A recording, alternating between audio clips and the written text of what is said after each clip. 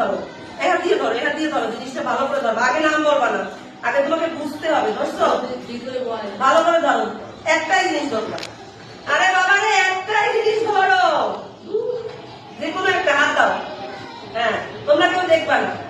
হ্যাঁ ধরো দোস্ত। হ্যাঁ, এখন জিনিসটা ভালো করে দেখো। আচ্ছা, এটি দিয়ে কি করে? লেখে।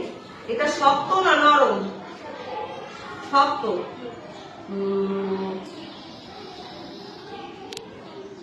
এটা কি কাটতে হয় না কাটতে হয় না? কাটতে হয় না। তাহলে বলো তো জিনিসটা কি? কলম। দেখাও সবাইকে, সবাইকে দেখাও। দেখছো এটা কি? সবাই হাততালি দাও।